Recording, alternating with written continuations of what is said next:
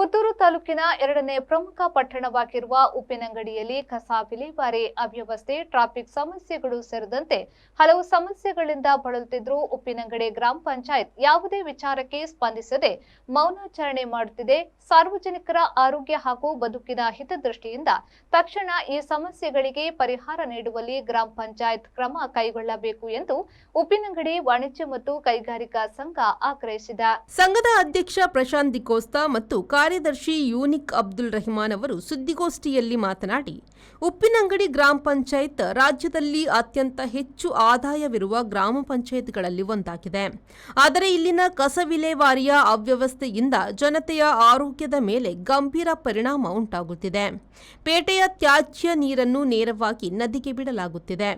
ಇದರಿಂದ ಪರಿಸರ ಹಾಗೂ ಕುಡಿಯುವ ನೀರಿನ ಮೂಲವಾದ ನೇತ್ರಾವತಿ ಮಾಲಿನ್ಯಗೊಳ್ಳುತ್ತಿದೆ. ಇದಕ್ಕೆ ತಕ್ಷಣ ವೈಜ್ಞಾನಿಕ ಕ್ರಮಗಳ ಮೂಲಕ ಗ್ರಾಮ ಪಂಚಾಯತ್ ತಡೆ ಹಾಕಬೇಕು ಎಂದು ಒತ್ತಾಯಿಸಿದರು. ಮತ್ತೆ ನಾವು ಈಗ ಉಡುಪಿ ದಕ್ಷಿಣ ಕನ್ನಡ ಜಿಲ್ಲೆಯಿಂದ ಹೈಯೆಸ್ಟ್ ಟ್ಯಾಕ್ಸ್ ಕಲೆಕ್ಷನ್ ಹೋಗ್ತದೆ ಕರ್ನಾಟಕ ಸರ್ಕಾರಕ್ಕೆ.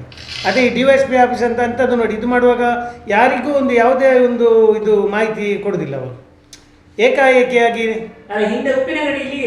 ಹೌದು ಸರ್, ಅದೇ ನಮಗೆ ಪುನಃ ಅದು ಆ ಥರ ಹೋದದ್ದನ್ನು ಪುನಃ ಈಗ ರಿಟರ್ನ್ ಅದು ಇಲ್ಲಿಗೆ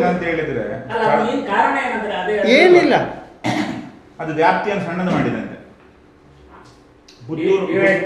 ಪುತ್ತೂರು DYSP ವ್ಯಾಪ್ತಿಯಲ್ಲಿ ತುಂಬಾ ಠಾಣೆಗಳಿತ್ತು. ಆ ವ್ಯಾಪ್ತಿ ಸಣ್ಣದು ಮಾಡಿ ಒಂದು ಹತ್ತಿರದ ನಿಯರ್ ಬೈ ಯಾವುದು ಬುರಾಯನ್ ಕೆರೆಗೆ ಅಂತ ನೋಡಿದ್ರಂತೆ, ಉಪ್ಪಿನಂಗಡಿ ಅಂತ ಇತ್ತು. ಆಗ ಆಗುವಾಗ ಒಂದು ಶಾಸಕ ಗಮನ ತರಬೇಕು. ಯಾಕಂತ ಹೇಳಿದ್ರೆ ಅಲ್ಲಿ ಬೇರೆ ಶಾಸಕರು, ಇಲ್ಲಿ ಬೇರೆ ಶಾಸಕರು, ಇಲ್ಲಿ ಶಾಸಕರು, ಈ ವಿಧಾನಸಭಾ ಕ್ಷೇತ್ರ ಬೇರೆ, ಆ ವಿಧಾನಸಭಾ ಕ್ಷೇತ್ರ ಬೇರೆ, ಶಾಸಕರ ಗಮನಕ್ಕೆ ತರಲಿಲ್ಲ. ಎಲ್ಲಿ ತನಕ ಅಂತ ಹೇಳಿದ್ರೆ ಹೌದು, ಪೊಲೀಸ್ ಇಲಾಖೆ ಮಾಡಬೇಕು ಅಂತ ಹೇಳಿ ಆಗಿದ್ರೆ ಅಟ್ಲೀಸ್ಟ್ ಶಾಸಕರು ಇದ್ದಾರೆ ಜನರಿಂದ ಆಯ್ಕೆಯಾದವರು, ಗಮನಕ್ಕೆ ತರಲಿಲ್ಲ ಒಂದು. ಮತ್ತೆ ಶಾಸಕರಿಗೆ ಮಾಹಿತಿಯೇ ಇಲ್ಲ. ಶಾಸಕರ ನಾವು ಹೇಳಿದಾಗ ಅವ್ರೆಂತ ಅವ್ರಿಗೆ ಮಾಹಿತಿ ಇಲ್ಲ, ಅವರಿಗೆ ಎಂತ ಇದರ ಬಗ್ಗೆ ರಿಪ್ಲೈ ಮಾಡಬೇಕು ಅಂತೇಳಿ. ಅದು ಸಮಸ್ಯೆ ಅವರಿಗೆ. ಒಂದು ಆಕ್ಸಿಡೆಂಟ್ ಆಯ್ತು ಅಂತ ಹೇಳಿ ಆದರೆ ಅವ DYSP ಕಚೇರಿಗೆ. ಈ ಸಂದರ್ಭ ಸುದ್ದಿಗೋಷ್ಠಿಯಲ್ಲಿ ಉಪ್ಪಿನಂಗಡಿ ವಾಣಿಜ್ಯ ಮತ್ತು ಕೈಗಾರಿಕಾ ಸಂಘದ ಉಪಾಧ್ಯಕ್ಷ ಶಬೀರ್ ಕೆಂಪಿ ಮತ್ತು ಸದಸ್ಯ ಇರ್ಷಾದ್ ಯುಟಿ ಉಪಸ್ಥಿತರಿದ್ದರು.